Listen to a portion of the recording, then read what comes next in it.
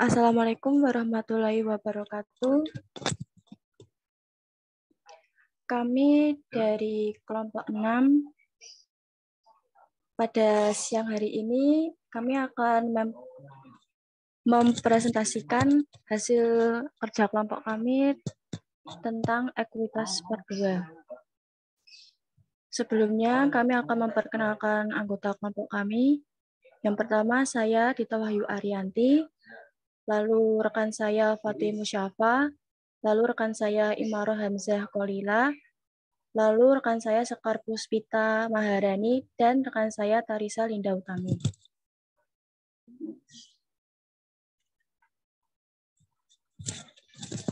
Yang pertama, saham preference.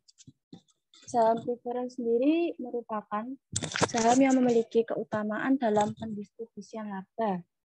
Saham ini adalah jenis saham yang diterbitkan oleh perusahaan dengan karakteristik atau fitur tertentu saham preference, yaitu yang pertama, preferensi saat bagian dividen. Lalu yang kedua, preferensi saat pembagian aset dalam proses likuidasi perusahaan. Lalu yang ketiga, dapat dikonversikan atau convertible menjadi saham biasa atau sekuritas lainnya. Lalu yang keempat, dapat ditarik kembali sebagai eksekusi hak opsi bagi perusahaan. Lalu yang kelima, tidak memiliki hak suara. Lalu yang keenam, bersifat dividen dapat kumulatif. Artinya, dividen yang tidak dibagikan dapat diakumulasikan ke periode berikutnya. Lalu yang ketujuh, partisipatif. Nah, partisipatif sendiri itu kemungkinan mendapatkan dividen tambahan setelah pengalokasian dividen untuk pemegang saham biasa. Lalu yang terakhir, dapat dijual kepada pihak perusahaan yang menerbitkan saham. Nah, contoh saham preference yang diperdagangkan di Bursa Efek Indonesia itu ada PT Mas Murni Indonesia, TBK, lalu PT Sintek TBK, dan PT Tiso Pharmaceutical. Next.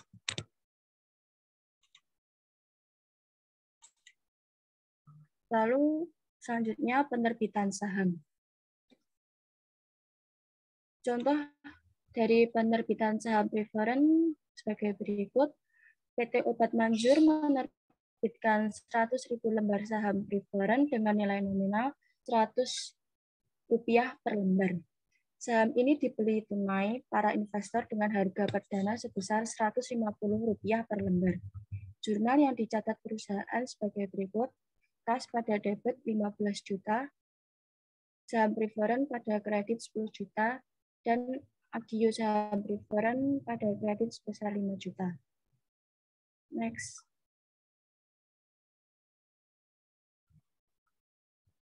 Lalu ada pembagian dividen. Fitur preferensi pembagian dividen untuk saham preference bergantung pada jenis dan karakteristiknya. Secara umum ada dua karakteristik umum dividen saham preference, yaitu yang pertama ada dividen kumulatif dan dividen partisipatif. Untuk dividen kumulatif sendiri, pembagiannya suatu periode mendahulukan dividen periode sebelumnya yang tidak dibagikan. Nah, jika masih ada sisa, dianggap sebagai dividen periode berjalan. Lalu untuk dividen partisipatif, yaitu kebijakan dividennya itu suatu periode yang memberikan tambahan dividen kepada pemegang saham preference. Nah, jika masih terdapat kelebihan dividen setelah pemegang saham, biasanya memperoleh alokasi dividen dalam presentasi yang sama terlebih dahulu. Next.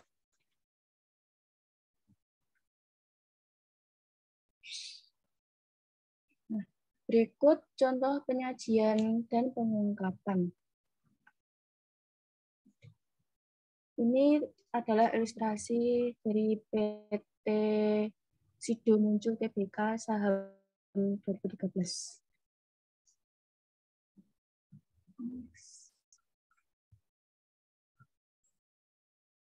Lalu selanjutnya ada analisis laporan keuangan. Nah, di analisis laporan keuangan itu ada dua. Yang pertama, pengembalian atas ekuitas atau return on equity. atau ROE. Nah, rumusnya sebagai berikut. Laba bersih dikurangi dividen preferent dibagi rata-rata jumlah saham biasa yang beredar. Lalu yang kedua ada rasio pembagian saham atau dividen payout ratio.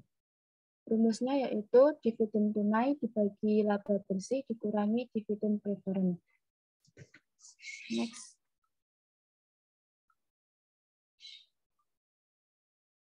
Selanjutnya yaitu dividen. Nah, dividen merupakan bagian laba yang didistribusikan kepada pemegang saham. Pembayaran dividen merupakan mekanisme pengalokasian kesejahteraan kepada pemegang saham. Nah, perusahaan mengeluarkan dividen berdasarkan keputusan yang diambil dalam rapat umum pemegang saham atau RUPS. Nah, ketika perusahaan mendeklarasikan dividen, perusahaan harus memenuhi persyaratan legal dan memiliki sejumlah aset untuk didistribusikan. Next. Nah, berikut ini adalah beberapa pertimbangan perusahaan dalam memberikan dividen. Yang pertama, dividen harus memenuhi ketentuan yang disebutkan dalam perjanjian dengan kreditor.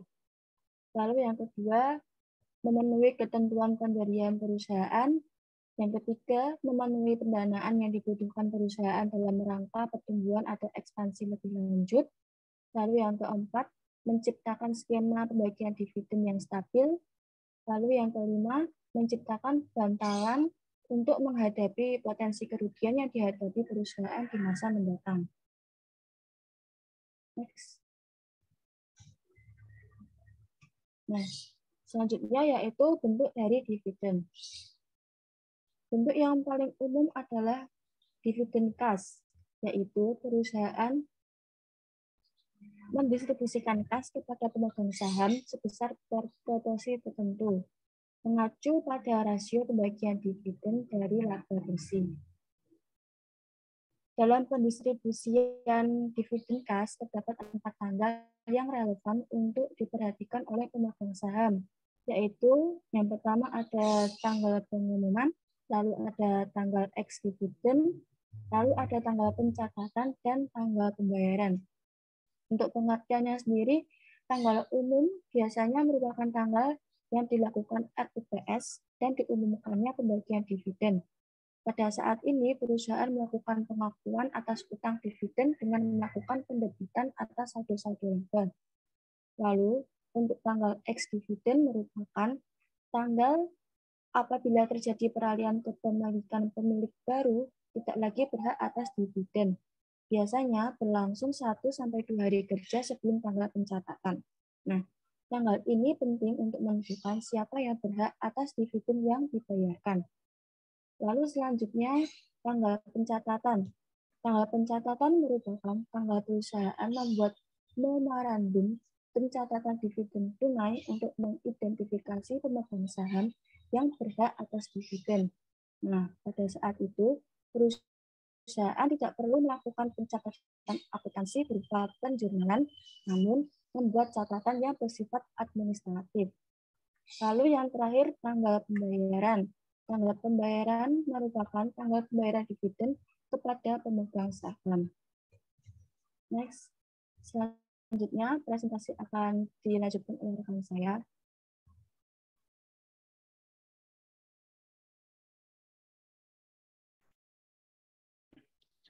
Baik, saya akan melanjutkan presentasi dari Dita. Bentuk lain dari dividen selain dari dividen kas di antara sebagai berikut. Ada dividen saham, dividen properti, dividen scrip, dan dividen likuidasi.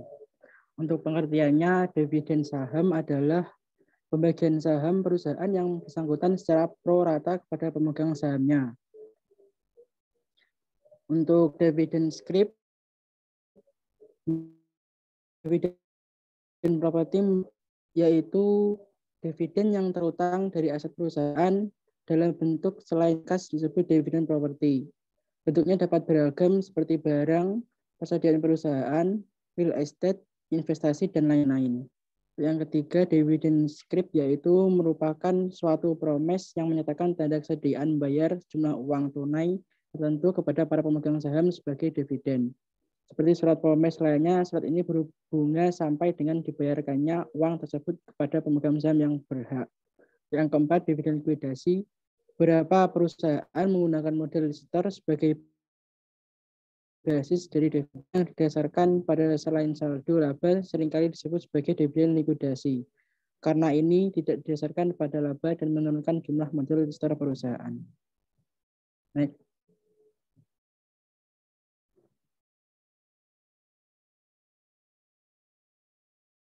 Dividen kas, ketika perusahaan dividen lainnya dalam bentuk dividen kas, maka terdapat dua pencatatan jurnal, yaitu pada tanggal pengumuman dividen dan pada tanggal pembayarannya. Untuk pada tanggal pengumuman dividen, yaitu perusahaan mengakui adanya dan penerbitan saldo,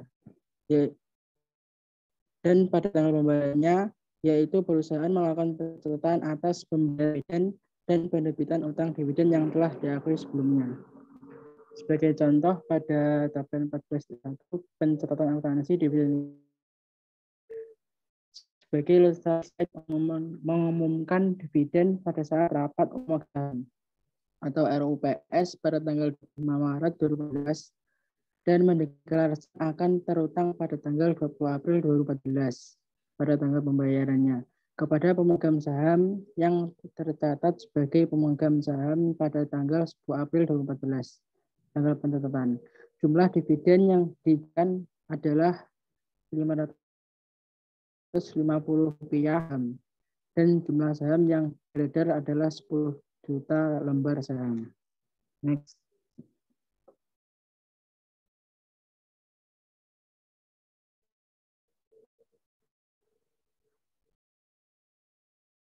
Berikut jurnal yang dibuat 25 Maret, saldo laba sebesar Rp5.500.000.000 pada debit,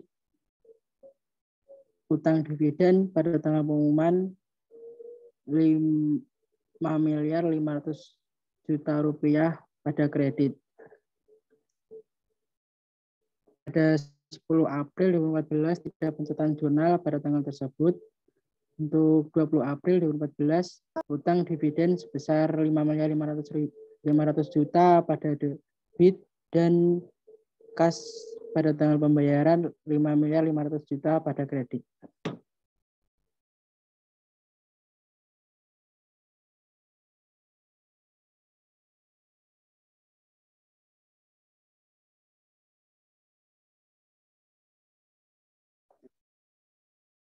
Kedua, dividen saham alternatif yang paling sering dilakukan adalah dividen dalam bentuk saham perusahaan kekurangan likuiditas atau kas.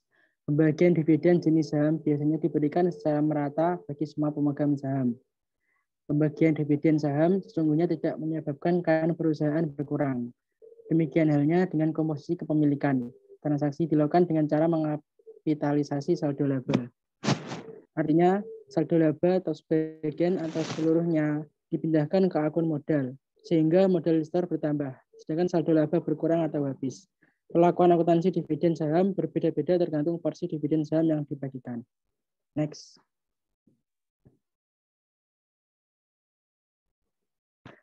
Yang pertama, dividen saham jumlah kecil. Untuk dividen saham dalam jumlah kecil atau kurang dari 25% saham beredar, maka saham yang akan diterbitkan sebagai dividen dinilai sebesar harga pasar wajarnya. 14.2 perlakuan akuntansi dividen saham dalam jumlah yang kecil. Sebagai ilustrasi, asumsikan posisi ekuitas pemilik PT JAK sebelum disahamkan adalah sebagai berikut. Saham biasa nilai nominal Rp20 dikali 30.000 lembar sadar, yaitu tambahan modal di store 300.000 pada debit, sehingga total ekuitas pemilik terus pada saldo kredit. Next.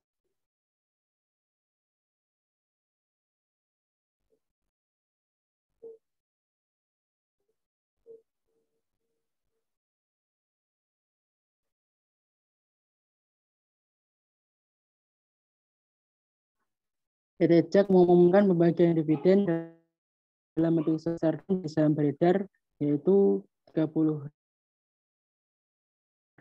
dikali 20% sama dengan 1 lembar. Pada tanggal yang sama, saham PT JAK, maka harga pasar wajar atas 6.000 lembar saham yang akan dibagikan sebagai dividen adalah 150.000. Yang diberikan adalah pada saat pengumuman laba ditahan pada debit, dividen saham biasa tersedia untuk dibagi, tambahan modal besar dari dividen saham pada kredit. Untuk pada saat penerbitan saham untuk dividen saham bisa tersedia untuk dibagi pada debit dan biasa nilai nominal Rp20 pada kredit.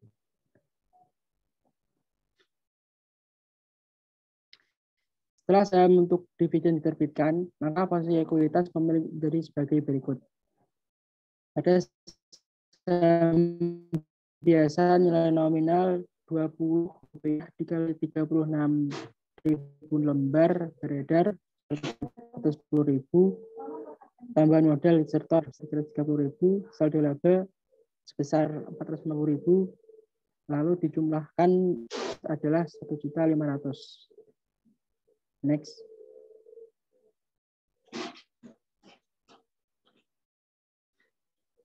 Yang kedua, dividen saham dalam jumlah besar. Untuk dividen saham dalam jumlah besar lebih dari 25% sahamnya belum terjual, maka saham yang akan diterbitkan sebagai dividen dinilai sebesar nilai nominalnya. Contoh pada 14.3, pelakuan akuntansi dividen saham dalam jumlah besar. Sebagai ilustrasi, anggap PT JAK mengumumkan pembagian dividen sebesar 50% dari total saham beredar. Informasi lainnya sama seperti ilustrasi sebelumnya. Maka jumlah yang diperlukan adalah pada saat pengumuman laba ditahan dikali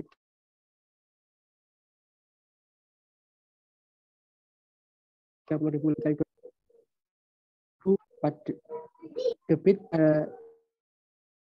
dividen saham biasa tersedia untuk total 100.000 pada kredit.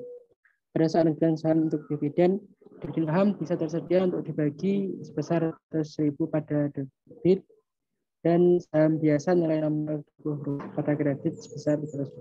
Next.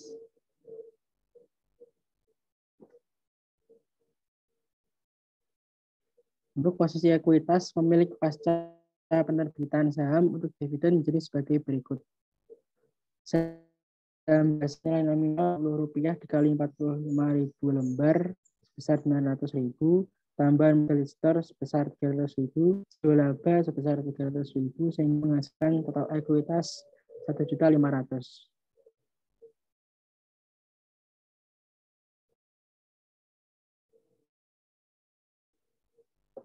Untuk pengukuran dan pengakuan, 3 dividen properti merupakan pembagian dividen dalam bentuk aset perusahaan. Apabila perusahaan hendak membagikan dividen dengan tipe ini, maka perusahaan harus melakukan penilaian atas nilai wajar dari aset tersebut dan mengakui adanya keuntungan atau kerugian sebagai selisih dari nilai wajar aset dengan nilai buku aset pada tanggal deklarasi. Contohnya pada 14.4 dan catatan akuntansi dividen properti sebagai ilustrasi PT XZ 2014 mengumumkan akan membagikan dividen bentuk surat berharga berupa surat berharga diterbitkan oleh PT PKR yang diklasifikasikan sebagai diperdagangkan. Tanggal pendistribusian dividen tersebut adalah pada tanggal 10 April 2014. Harga tersebut diperoleh seharga Rp500 juta pada saat pengumuman bagian dividen dilakukan 15 Maret 2014. Nilai pasar wajar surat berharga yang diterbitkan oleh PT PKR sejumlah Rp600 juta. Untuk presentasi selanjutnya akan dilanjutkan oleh rekan saya, Sekar. Baik, saya akan melanjutkan presentasi. Berikut jurnal yang dibuat dari ilustrasi di atas. Pada tanggal pembayaran 10 April 2014, investasi di PT PKR sebesar 100 juta pada keuntungan yang belum direalisasikan sebesar 100 juta. Lalu, saldo laba sebesar 600 juta pada dividen properti dividen payable sebesar 600 juta. Selanjutnya, pada tanggal pembayaran 10 April 2014, properti dividen payable sebesar 600 juta pada investasi di PT PGR sebesar 600 juta.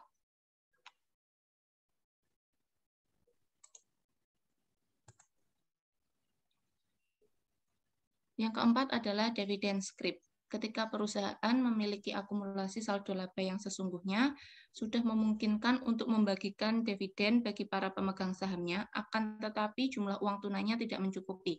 Alternatif yang bisa diambil jika ingin membagi dividen adalah dengan menerbitkan promes atau janji membayar di kemudian hari atau notes payable.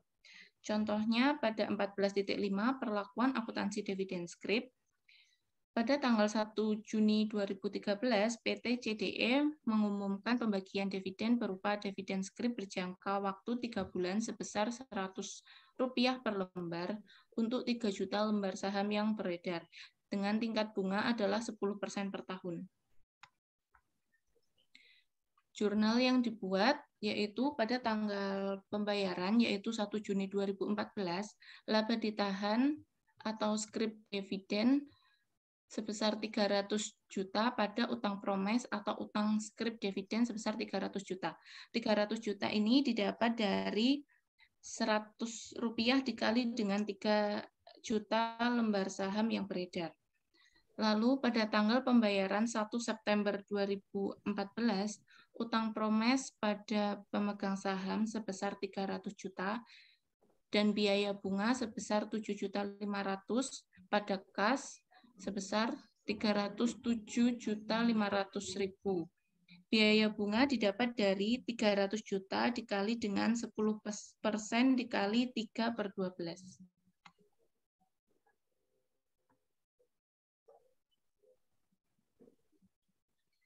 Selanjutnya adalah pemecahan saham. Dalam transaksi pemecahan saham, maka secara akuntansi tidak perlu dilakukan pencatatan ayat jurnal karena secara ekonomis tidak terdapat perubahan nilai kapitalisasi perusahaan di pasar modal.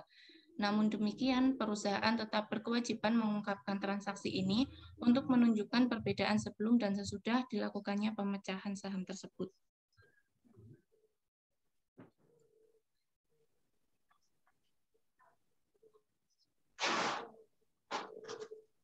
Selanjutnya adalah dividen likuidasi. Apabila perusahaan mengeluarkan dividen dan saldo laba tidak dapat mencukupi jumlah dividen tersebut, maka jumlah dividen tersebut diambil dari modal saham. Oleh karena itu, dividen likuidasi akan mengurangi jumlah modal saham perusahaan. Sebagai contoh, 14.6 perlakuan akuntansi dividen likuidasi. PTY mengeluarkan dividen kepada pemegang saham biasanya sebesar 100 miliar rupiah. Penyampaian pembagian dividen tersebut disertai catatan bagi pemegang saham bahwa sebanyak 60 miliar rupiah berasal dari laba dan sisanya diambil dari modal store. Untuk pencatatan jurnalnya, pada tanggal pembayaran deklarasi, saldo laba sebesar 60 miliar dan agio saham-saham biasa sebesar 40 miliar pada utang dividen sebesar 100 miliar dan pada tanggal pembayaran utang dividen sebesar 100 miliar pada kas sebesar 100 miliar. Analisis laporan keuangan. Analisis laporan keuangan di sini ada dua, yaitu rasio pembagian dividen atau dividend payout ratio dan nilai buku per lembar atau book value per share. Untuk rasio pembagian dividen, rasio ini mencerminkan berapa pembagian dividen cash dari laba yang didapatkan perusahaan dan memiliki rumus dividen cash dibagi dengan laba bersih dikurangi dividen preferred. Selanjutnya, nilai buku per lembar atau book value per share. Rasio ini mencerminkan jumlah yang diterima setiap lembar saham apabila perusahaan mengalami likuidasi dengan basis jumlah yang dilaporkan pada laporan posisi keuangan perusahaan. Nilai buku per lembar memiliki rumus modal saham biasa dibagi dengan jumlah lembar saham. Selanjutnya adalah laba per saham. Laba per saham atau LPS merupakan informasi mengenai berapa jumlah laba yang didapat diatribusikan kepada pemegang saham biasa per lembar. LPS menunjukkan seberapa baik perusahaan dalam mengelola modal sehingga menghasilkan profit yang tinggi. Apabila perusahaan memiliki struktur modal yang sederhana, maka perusahaan akan menyajikan informasi mengenai LPS dasar. Sedangkan pada perusahaan yang memiliki struktur modal yang kompleks, maka harus menyajikan informasi mengenai LPS dilusian. Untuk perhitungan LPS dasar memiliki rumus laba bersih residual dibagi dengan jumlah rata-rata tertimbang saham biasa. Laba residual merupakan laba bersih dikurangi dengan dividen saham utama. Dividen saham preferen meliputi jumlah dividen dari saham preferen bukan kumulatif yang diumumkan bagi periode yang bersangkutan, dan yang kedua, jumlah dividen preferen kumulatif yang terakumulasi bagi periode yang bersangkutan. Dividen tersebut sudah atau belum diumumkan. Jumlah dividen saham utama kumulatif untuk periode bersangkutan tidak mencakup dividen saham preferen kumulatif periode lalu, meskipun dividen tersebut diumumkan atau dibayar dalam periode kini.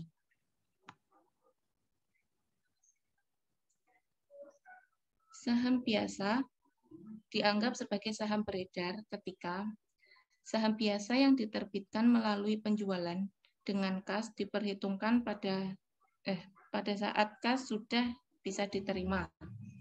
Yang kedua, saham biasa yang diterbitkan atas reinvestasi sukarela dari dividen saham biasa atau saham utama diperhitungkan sejak tanggal pembayaran dividen. Yang ketiga, saham biasa yang diterbitkan sebagai hasil dari konversi instrumen utang diperhitungkan sejak tanggal utang tidak lagi berbunga. Yang keempat, saham biasa yang diterbitkan sebagai pengganti bunga atau pokok bagi instrumen keuangan lain diperhitungkan sejak tanggal utang tidak lagi berbunga. Presentasi selanjutnya akan dipresentasikan oleh Tarisa. Baik, saya akan melanjutkan presentasi. Next. Saham biasa dianggap sebagai saham beredar ketika yang kelima tadi, saham biasa yang diterbitkan dalam rangka penyelesaian utang perusahaan diperhitungkan sejak tanggal penyelesaian tersebut. Kemudian yang keenam, yaitu saham biasa yang diterbitkan sebagai pembayaran atas perolehan aset bukan kas diperhitungkan sejak tanggal perolehan tersebut diakui. Kemudian yang ketujuh yaitu saham biasa yang diterbitkan sebagai pembayaran atas jasa kepada perusahaan diperhitungkan sejak jasa yang bersangkutan diterima perusahaan. Next. Sebagai ilustrasi, PT STU menghasilkan laba tahun berjalan dari operasi yang dilanjutkan sebesar 580 juta dan terdapat keuntungan tahun berjalan dari operasi yang dihentikan sebesar 240 juta setelah dikurangi pajak. Selama periode berjalan, perusahaan mengumumkan dividen untuk pemegang saham preferen sebesar Rp1.000 per lembar untuk 100.000 lembar saham preferen yang beredar. Berikut ini perubahan jumlah saham biasa yang beredar pada PT STU tahun 2014. Next. Jadi, pada tanggal 1 Januari, saldo labanya sebanyak 180.000 lembar saham. Kemudian pada tanggal 1 Mei, menarik kembali 30.000 lembar saham, sehingga saham sisanya 150.000. Kemudian pada tanggal 1 Juli, ada penambahan 300.000 lembar saham biasa karena pemecahan, yaitu split 3-for-1, sehingga totalnya menjadi 450.000.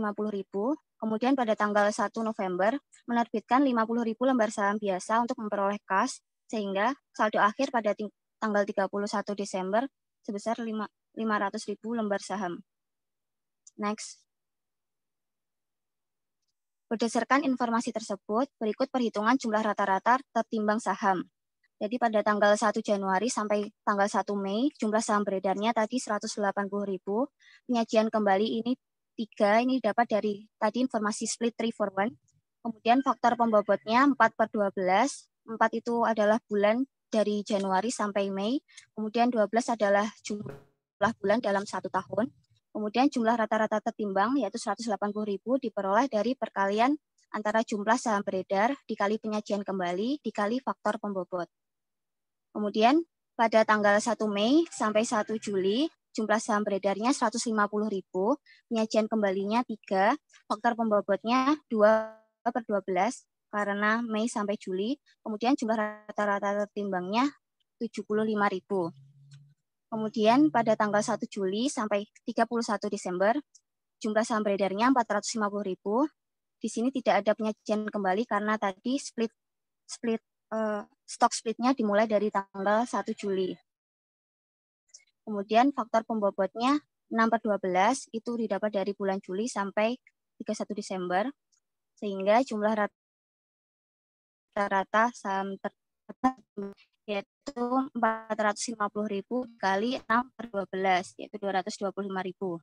Sehingga jumlah rata-rata tertimbang yang beredar yaitu 400. Next.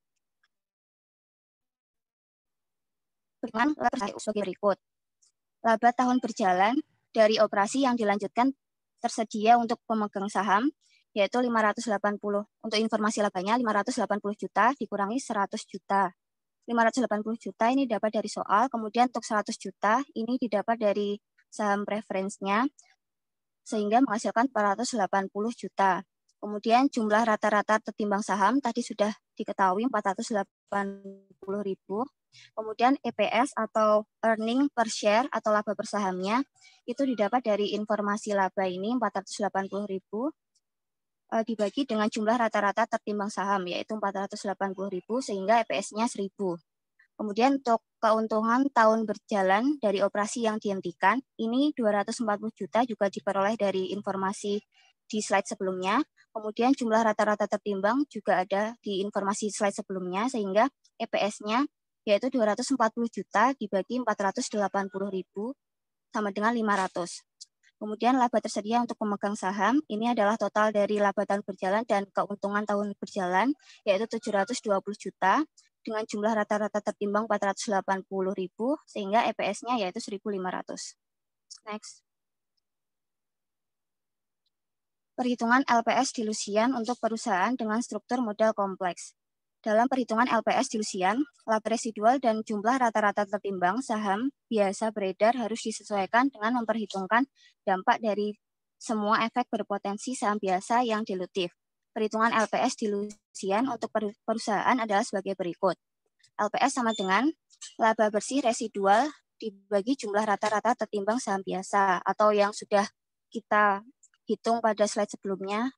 Itu disebut LPS dasar. Kemudian kalau LPS dilusian itu nanti ditambah atau dikurang dengan penyesuaian atas efek berpotensi saham biasa yang dilutif. Next.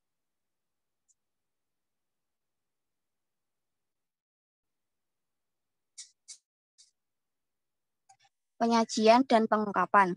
Apabila entitas memiliki kompensasi berbasis saham, maka entitas mengungkapkan informasi yang memungkinkan pengguna laporan keuangan untuk memahami yang pertama, sifat dan lingkup perjanjian pembayaran berbasis saham yang ada dalam suatu periode. Yang kedua, nilai wajar barang atau jasa yang diterima atau nilai wajar instrumen ekuitas yang diberikan dalam suatu periode yang telah ditentukan. Yang ketiga, dampak transaksi pembayaran berbasis saham terhadap laba atau rugi entitas dalam suatu periode dan posisi keuangannya. Next. Berikut contoh penyajiannya, ini bisa dilihat di buku Martani halaman 153 sampai 154. Next. Untuk pengungkapan ini juga ada di buku Martani halaman 154. Next. Analisis laporan keuangan. LPS merupakan rasio yang mencerminkan seberapa jumlah laba yang dapat diatribusikan kepada pemegang saham biasa per lembarnya. Semakin besar LPS menunjukkan semakin besar jumlah laba yang akan didapat oleh pemegang saham biasa untuk setiap lembar sahamnya.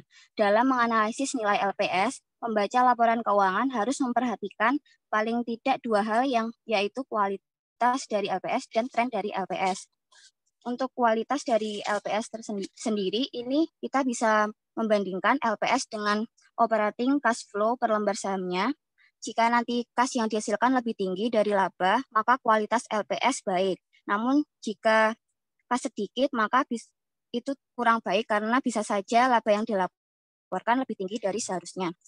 Kemudian untuk tren LPS, ini kita bisa membandingkan LPS dengan tren industri. Jika tren arahnya meningkat atau konsisten, maka kinerja perusahaan sudah baik.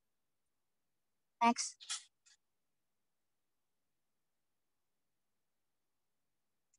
Berikut referensi yang kami gunakan, yaitu buku Martani. Next. Sekian presentasi dari kelompok kami. Bila ada salah katanya, kami mohon maaf. Wassalamualaikum warahmatullahi wabarakatuh.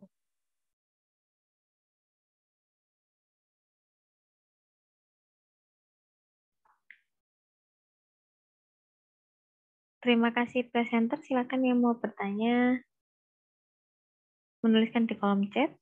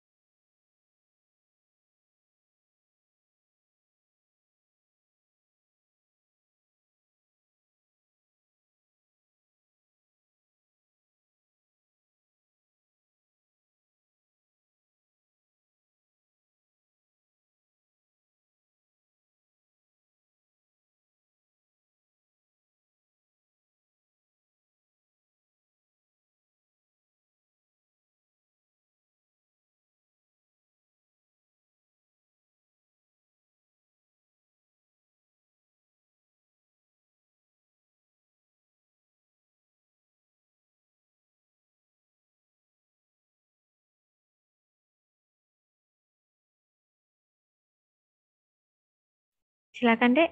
Ada yang bertanya?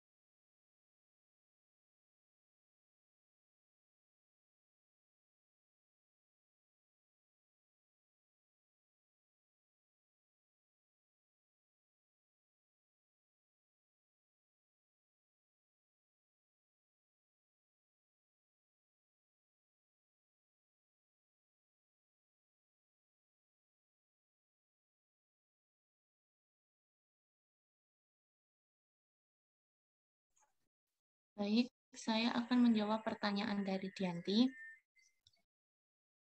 Di slide sebelumnya disebutkan bahwa terdapat beberapa bentuk dividen, di antaranya yakni dividen kas, dividen saham, dan sebagainya. Bagaimana perbedaan antara beberapa bentuk dividen tersebut? Perbedaan antara dividen tersebut yang untuk dividen kas itu terjadi karena perusahaan membayarkan dividen dalam bentuk kas atau uang tunai kepada pemegang saham.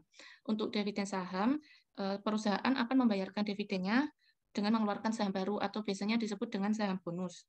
Terus yang untuk dividen scrip, perusahaan akan membayarkan dividen yang mereka tanggung dalam bentuk surat utang atau surat perjanjian utang untuk membayar para pemegang saham pada waktu yang sudah disepakati. Lalu untuk dividen likuidasi, ini biasanya menggunakan modal disetor sebagai basis dari dividennya. Perusahaan akan mengembalikan modal awal yang disetor. Lalu untuk saham properti, jenisnya perusahaan akan membayar dividen dalam bentuk properti, bukan uang tunai. Biasanya seperti real estate atau kendaraan. Terima kasih.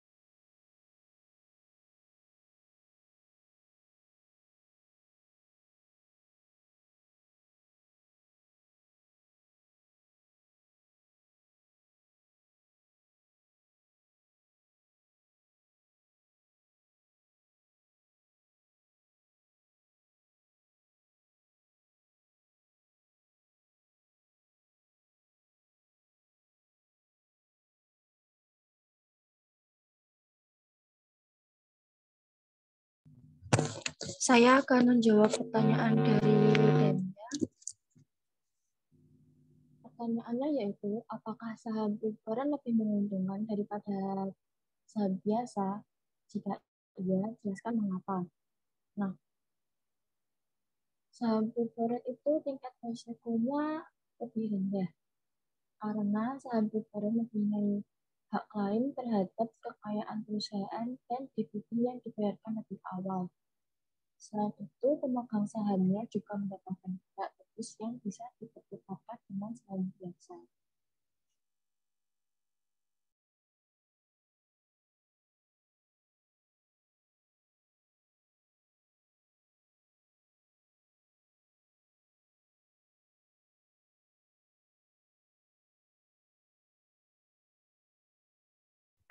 Terima kasih atas penjelasannya.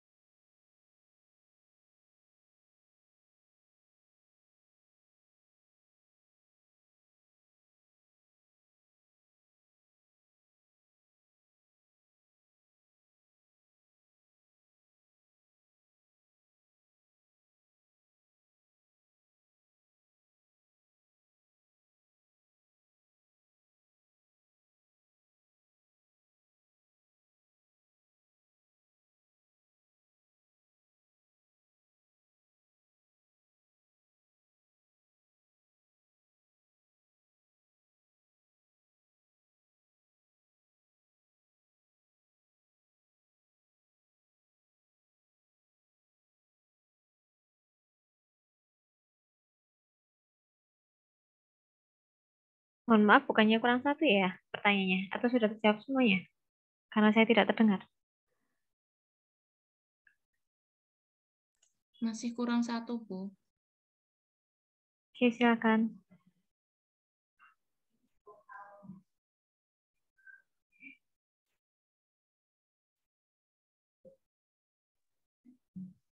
Baik, saya akan menjawab pertanyaan dari Putri. Pada slide 3 disebutkan bahwa karakteristik saham preferen tidak memiliki hak suara. Mengapa pemegang saham preferen tidak memiliki hak suara? Karena pemegang saham preferen memiliki prioritas di atas pemegang saham biasa terhadap akibat dan laba. Maka pemegang saham preferen biasanya tidak diberikan hak suara dalam manajemen kecuali perusahaan tidak dapat membayar dividen saham preferen selama periode tertentu.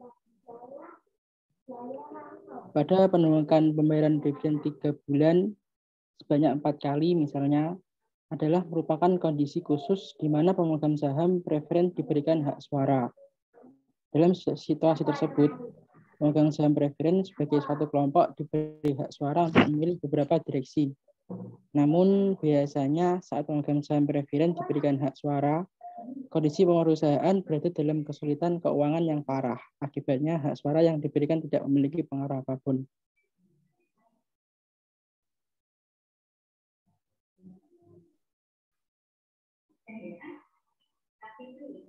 Intinya lebih menguntungkan apa tidak, Mas?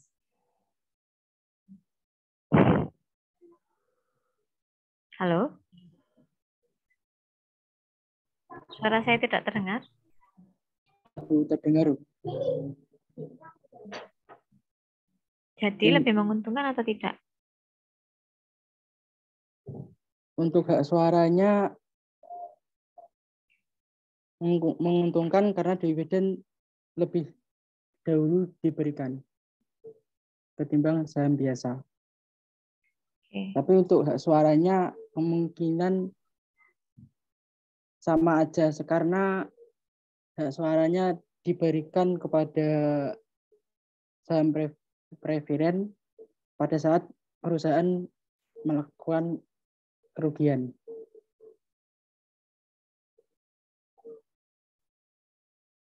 Oke, terima kasih. Terima kasih para presenter atas presentasinya. Saya mau menjelaskan sedikit saja, tidak terlalu banyak, mengenai pembahasan kita hari ini. Apakah terlihat ya, Dek? Share screen saya terlihat? Lihat, Bu. Oke, kita bahas tentang ekuitas bagian pertama.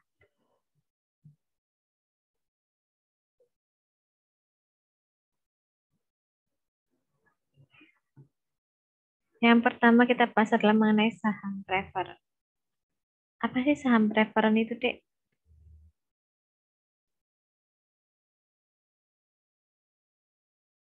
Saham yang dapat dikonversikan menjadi apa, Dek? Saham biasa. Saham biasa. Oke, di sini adalah saham preferen. Mungkin kemarin saya menyinggung sedikit mengenai saham preferen. Mungkin sedikit ya. Bedanya dengan saham biasa. Jadi ada dua, ada saham biasa sama saham preferen. Nah, kalau saham biasa itu saham yang beredar oleh suatu perusahaan untuk mencari pendanaan. Nah, bedanya apa sih dengan saham preferen ini? Kalau saham preferen ini memang dia lebih dikonversikan menjadi saham biasa. Jadi di sini ada keuntungan tersendiri dibandingkan dengan saham biasa. Berarti ketika tadi ada yang bertanya, apakah saham preferen itu lebih menguntungkan? Iya, karena dia yang pertama untuk preferensinya yang terutama adalah dia dapat dividen terlebih dahulu daripada saham biasa. Jadi ketika ada pembagian dividen, yang pertama diberikan adalah ke para pemegang saham preferen. Yang kedua baru saham biasa. Nah, kemudian karena dia dapat dikonversikan menjadi saham biasa, maka suatu ketika perusahaan tersebut investor ingin mengkonversikan menjadi saham biasa, itu bisa. Sehingga mungkin keuntungannya itu seperti saham biasa, tetapi tidak bisa dikembalikan lagi menjadi saham preferen lagi. Jadi kalau sudah dikonversikan menjadi saham biasa, ya sudah menjadi saham biasa. Nah, tetapi kalau sudah menjadi saham biasa, mungkin kelemahannya adalah dia tidak mendapatkan dividen terlebih dahulu. Beda dengan saham preferen. Sebentar. Berikutnya,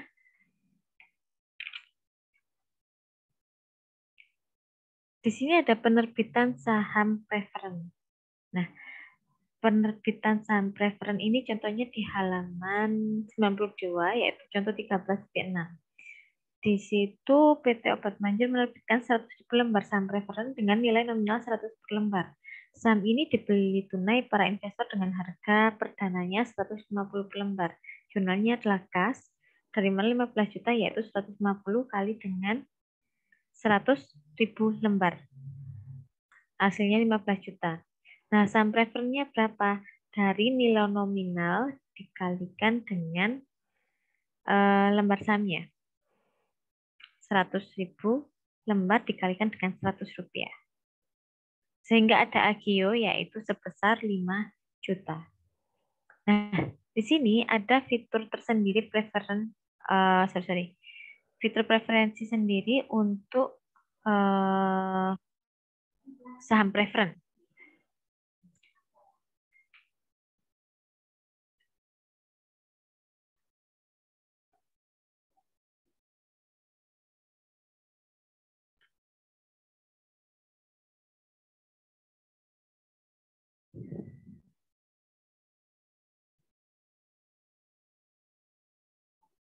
Oke, berikutnya adalah dividen untuk saham preferen. Dia terbagi menjadi dua, yaitu dividen kumulatif dan dividen partisipatif.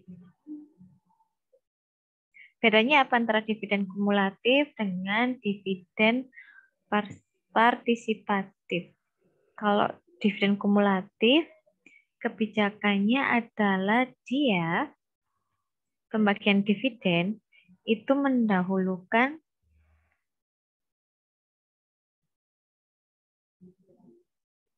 dividen yang belum dibayar sebelumnya.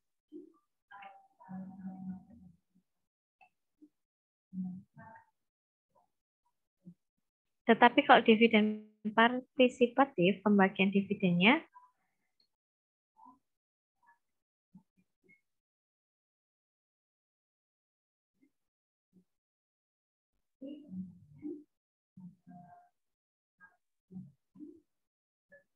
di pembagian dividennya ini memang untuk para pemegang saham preferen.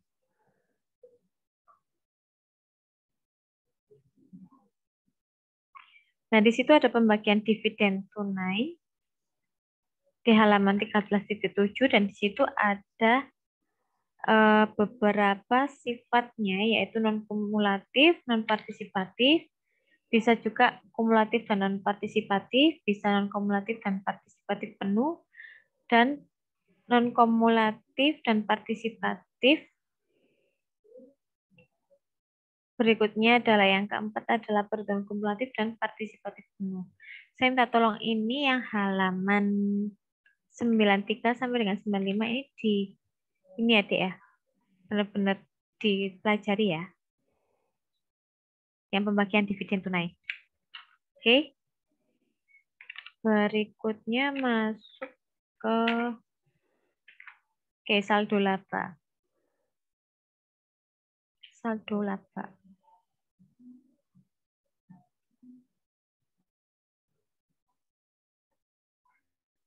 Saldo laba ini ada dua, yaitu bisa dari apa yang kemarin sudah kita bahas adalah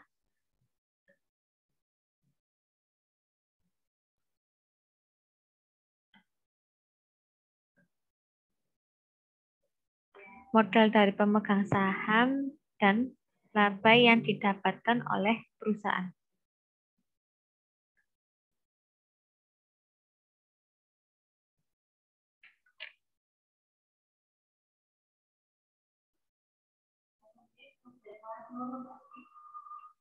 Ini ngajar kelas 2. Itu, Mang.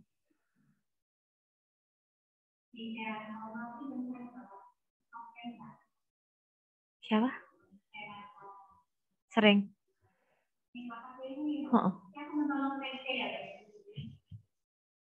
Sering. Bahkan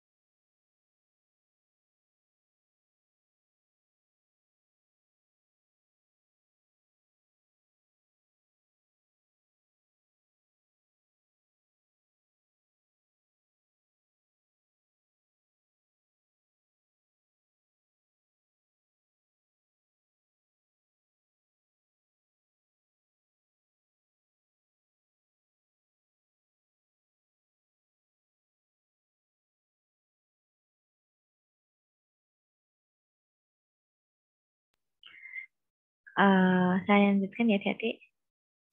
Jadi ini saldo laba itu ada restriksinya atau saldo laba. Restriksi atas saldo laba ini terbagi menjadi 3. Yang pertama, restriksi hukum. Yang kedua adalah restriksi kontraktual. Yang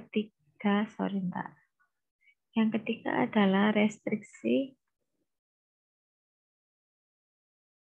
sukarela. Kalau yang hukum ini memang dia ada beberapa negara dia melakukan restriksi berdasarkan hukum. Jadi ada hukumnya harus merestriksi atas saldo laba masing-masing perusahaan. Memang sudah disyaratkan di hukumnya ya, ketika perusahaan itu ada di negara tersebut kemudian mempunyai laba berapa, dia harus dibatasi untuk apa gitu. Ini sudah berdasarkan hukum lah atau undang-undang kalau di kita ya, sudah berdasarkan hukum. Kemudian kalau yang restriksi kontraktual,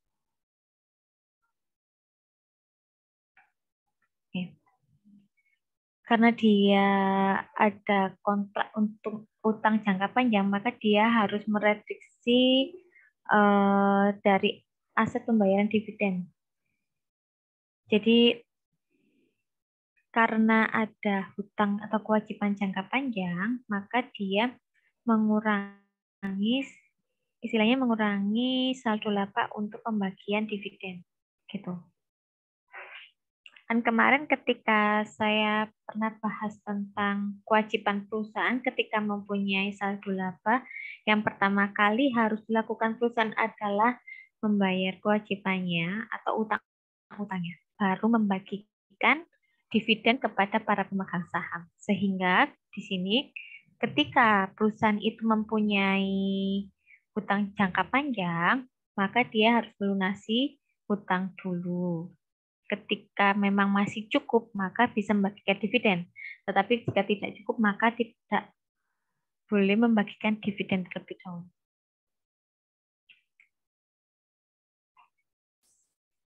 Sehingga tidak membagikan dividen.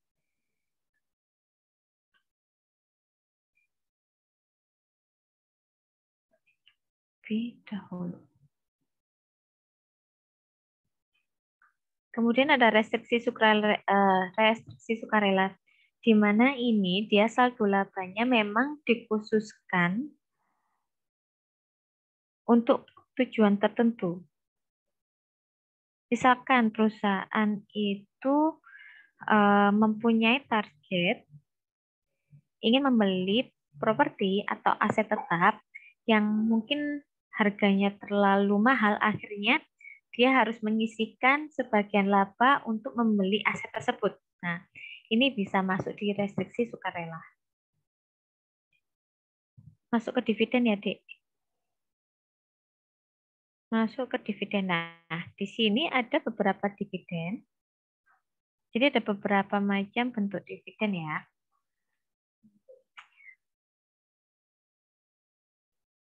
Yang pertama adalah dividen kas. Oke, dividen itu apa sih, Dek? Sampai lupa saya. Dividen adalah bagian laba yang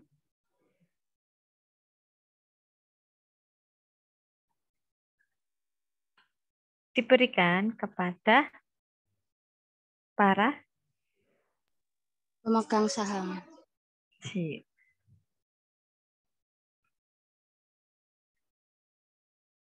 pemegang saham. Nah, bentuknya ada apa aja? Dividen kas. Yang kedua adalah dividen saham. Yang ketiga, dividen properti. Yang keempat, dividen scrip. Yang kelima, dividen likuidasi. Oke. Kalau dividen kas ini pastinya para pemegang saham itu diberikan dalam bentuk uang tunai atau kas. Oke, atau uang tunai. Nah, kalau itu cukup paham ya. Pasti nanti langsung dibagikan. Nah, kalau dividen saham itu diberikan dalam bentuk saham. Jadi tidak perlu membeli saham di situ, tidak perlu membeli, istilahnya gini, kalau misalkan perusahaan itu memang tidak punya kas, tapi sahamnya ternyata beredarnya terlalu ini, mungkin bisa diberikan dalam bentuk saham, karena masih banyak lah, intinya pendanaan yang dibutuhkan sama perusahaan, tapi perusahaan belum bisa memberikan dividennya. Berikutnya adalah dividen properti. Ini diberikan dalam bentuk kayak barang atau properti. Bisa aset tetap. Biasanya ini perusahaan tidak punya uang sehingga dia ketika masih mempunyai properti yang sekiranya bisa diberikan kepada investor, maka dia memberikan dalam bentuk properti. Berikutnya dividen scrip. Nah, kalau dividen scrip ini gini. Jadi kalau misalkan dia berupa promise ya. Sedangkan kalau kita punya promise, kita itu seperti jadi kayak menghutangi lah istilahnya. Jadi dividen kita itu dalam bentuk promise, di mana promise tersebut itu adalah hutangnya perusahaan kepada kita. Jadi di situ ketika ada di promise tersebut atau di perjanjian tersebut itu adalah perusahaan tersebut akan bayar bunga kepada kita sebagai investor, maka kita juga akan dapat bunganya sampai perusahaan bisa membagikan dividen.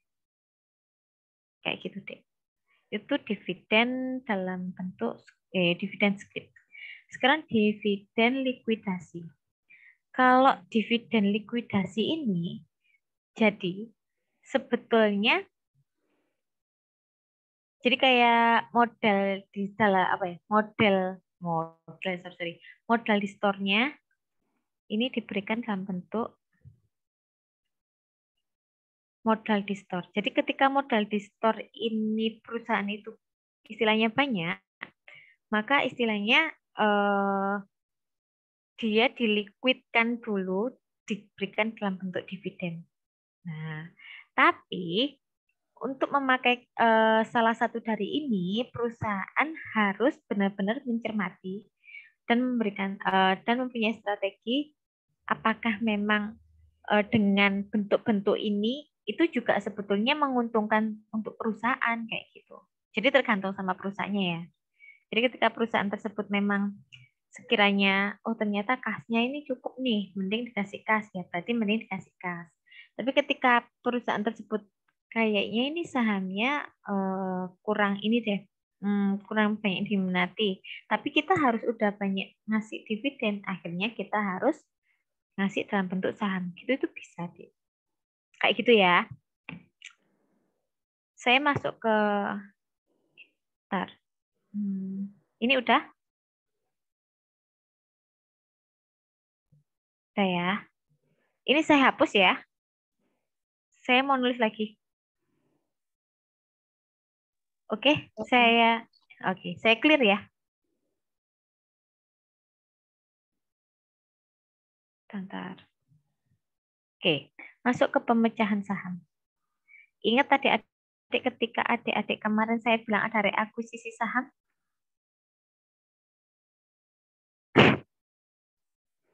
Ya, nggak ada yang ini. Jadi saya kemarin ngomong reakuisisi saham itu sebenarnya ada hampir-hampir kayak pemecahan saham ini. Nah, pemecahan saham ini itu apa sih?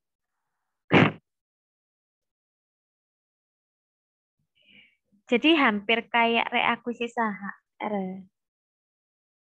Bukan reakuisisi saham sih. Kalau reakuisisi saham kan membeli kembali saham yang beredar. Nah, kalau pemecahan saham itu adalah lebih meningkatkan. Bentar ya. Meningkatkan jumlah saham yang beredar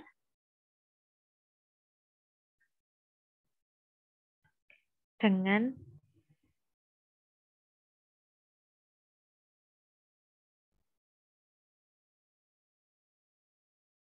mengurangi nilai nominal. Mengurangi nilai nominal saham. Jadi adanya pemecahan saham ini biasanya dikarenakan sahamnya sudah lama tidak aktif diperdagangkan, itu biasanya karena mahal. Misalnya satu lembar saham itu harganya sudah 100.000 atau misalkan 500.000 per lembar. Jadi kan orang akan mikir-mikir mau beli satu lot. Orang satu lembar aja 500.000, kalau satu lot berapa? Nah, ya kan? Jadi orang kan bakal mikir-mikir nih. Makanya perusahaan melakukan pemecahan saham. Jadi akhirnya dari 500.000, akhirnya nilai nominalnya dijadikan menjadi 50.000. Sehingga kalau nilai nominalnya 50.000, orang yang mempunyai satu lembar saham tadi, yang satu lembarnya 500.000, itu akan mendapatkan berapa lembar saham, kira-kira? 10. Nah, kenapa? Karena 50.000 dikalikan 10, 500.000. Sehingga yang tadinya satu lembarnya itu adalah 500.000 dan kita hanya mempunyai satu lembar saham, ketika perusahaan melakukan pemecahan saham, kita mempunyai 10 lembar saham. Tuh maksudnya, itu pemecahan saham. Di situ mungkin dari situ kayak mancing investor agar investor mau beli lagi sehingga saham ini bisa aktif kembali di pasar. Ya, Dek ya. Jadi kalau misalkan segitu tuh, wah ini kalau 50.000 saya masih mampu nih beli gitu. Daripada satu lembarnya 500.000 gitu ya kan. Sama aja kayak kalian beli sepatu. Wah kalau harganya 500.000 mah mahal. Kalau harganya 100.000 mah murah gitu ya kan.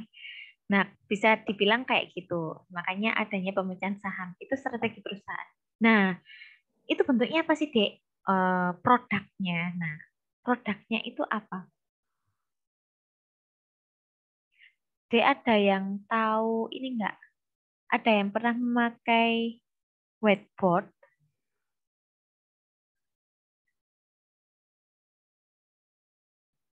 Pernah, Kak? Oh, oke. Sudah. Oke. Nah, ini produknya apa sih sebetulnya dari pemecahan saham? Produknya adalah saham treasury. Gitu.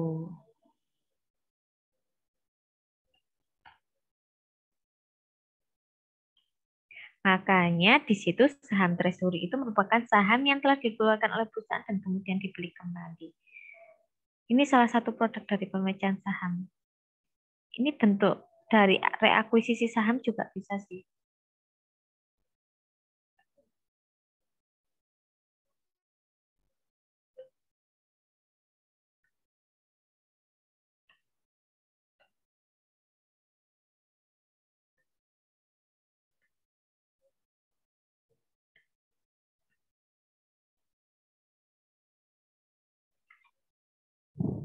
Oke.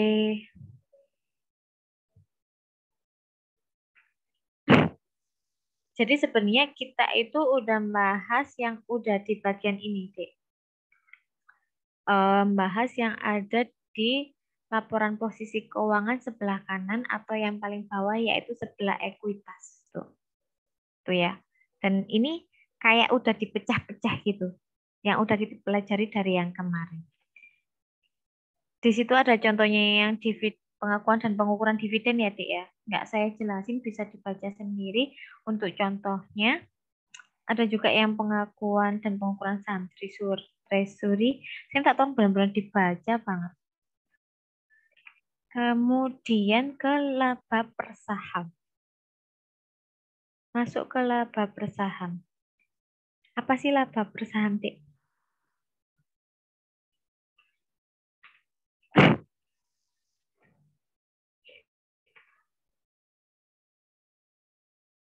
Jadi laba bersama adalah laba yang dapat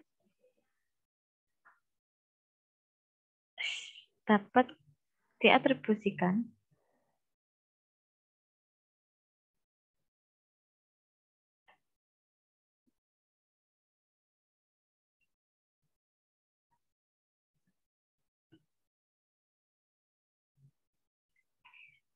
mungkin adik-adik kalau pengen tahu kayak LPS itu bisa lihat di laporan keuangan PT-PT yang sudah terbuka itu lebih kompleks dia.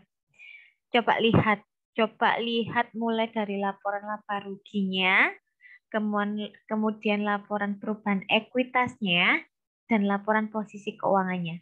Nanti bakal nyambung dari satu tempat ke satu angka ke angka yang lainnya. Itu. Nah, di sini laba bersama adalah laba yang dapat diatribusikan kepada pemegang saham per lembarnya. Sudah ada ininya ya. Ini rumusnya adalah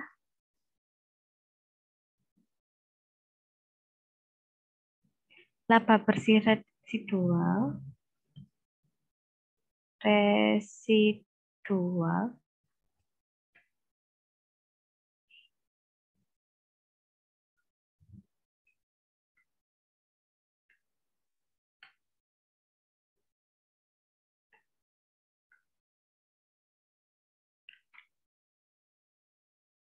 laba bersih residual itu laba bersih dikurangi dengan dividen saham utama dibagi dengan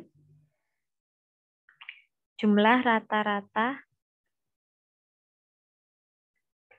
tertimbang saham biasa. Oh ya, saya lupa ini LPS. Kalau yang LPS aja itu buat saham biasa ya. Yang LPS aja itu buat saham biasa.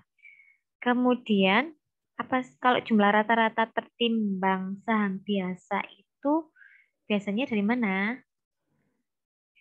Dari jumlah saham yang beredar,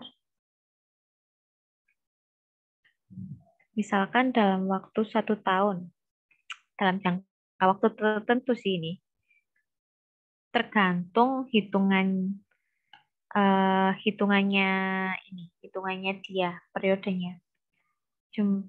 Karena kalau kayak PT yang terbuka itu ada yang kayak kuartal gitu. Jadi bisa juga mungkin kalau ada yang dihitung kuartalan gitu. Tahu nggak kuartal, Dek? Jangan saya ngomong kuartal nggak tahu. Kuartal itu berapa? 4 bulan. Jumlah waktu tentu dikali dengan faktor pembobot waktu. Nah, faktor pembobot waktunya ini dari mana? Nih, banyak banget nih. Jadi jumlah hari yang beredar sekelompok saham dibandingkan dengan jumlah hari dalam satu beredar. Misalkan yang saham yang beredar ini itu dalam waktu 1 bulan ternyata dia beredar hanya dalam waktu 15 hari. Nah, berarti itu kan dikalikan setengah. Kenapa? Karena 15 hari dari 30 hari. Makanya saya bilang setengah tadi. Jadi faktor pembobot waktu ini sama dengan jumlah saham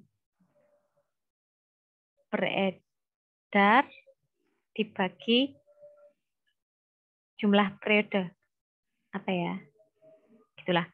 Atau kalau misalkan bingung, misalkan dalam waktu 1 minggu, ternyata yang beredar hanya 3 hari gitu. Berarti 3/7 gitu bisa. Bisa juga pakai pecahan, tergantung adik-adik juga. Nah, di sini ada juga LPS yang ini. Namanya LPS dilusian. Ini LPS-nya lebih kompleks ya. LPS dilusian. Kalau LPS dilusian ini tidak bisa dipakai untuk perusahaan yang mempunyai struktur modal yang kompleks. Jadi karena struktur modalnya kompleks,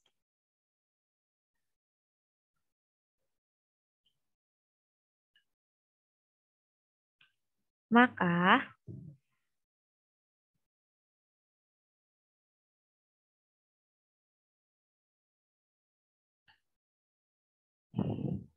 digunakanlah LPS dilusian ini. Rumusnya apa sih?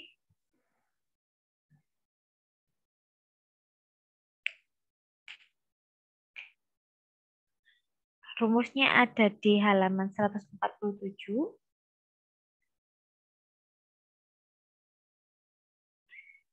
Laba bersih residual per jumlah rata-rata ketimbang saham biasa ditambah atau dikurangi penyesuaian atas efek berpotensi saham biasa yang dilutif. Oke, penyesuaian atas efek berpotensi saham yang biasa dilutif itu contohnya ada bawahnya tuh 1 sampai 6 tuh. Bisa dilihat contohnya di 15.6.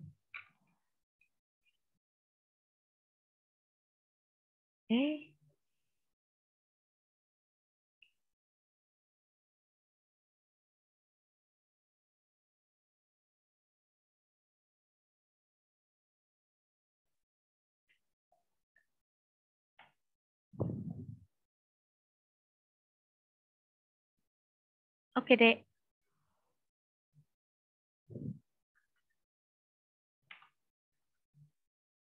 Itu sih penyajian dan pengungkapan dan penyajian sama ALK. Ini menarik loh kalau adik-adik masuk ke TA nih. Karena masih jarang ada yang membahas. Bagi datanya enak, datanya tinggal download sama menghitung. Gitu, Dek. Ada yang mau ditanyakan kira-kira? Untuk pertanyaannya sudah terjawab semua ya. Oke, kalau nggak ada yang mau tanya nggak?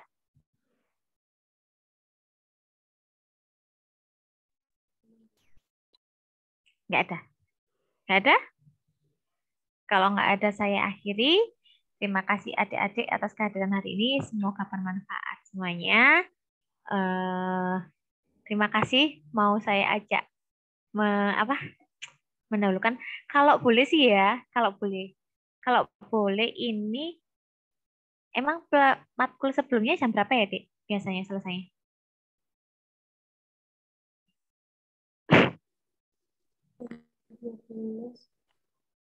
Gimana, Alvina? Oh, jam 12 biasanya udah selesai. Kalau jam 12 biasanya udah selesai, saya boleh nggak mulai jam 1, Dek? Boleh nggak? Jadi jam 12 sampai jam 1 isoma, kemudian jam 1 itu ke saya. Tapi nggak tahu ya nanti kalau misalkan waktu puasa ya, saya nggak tahu perubahan waktu puasa. Nanti kalau perubahan waktu puasa, kita itu lagi. Karena 2 minggu lagi kita UTS kayaknya. Ya. Oke, terima kasih adik-adik semuanya. Terima kasih telah berpartisipasi hari ini. Mohon GC-nya tetap diupdate dan tetap dikumpulkan ya. Terima kasih. Wassalamualaikum warahmatullahi wabarakatuh. Waalaikumsalam warahmatullahi wabarakatuh. Terima kasih. Sama-sama.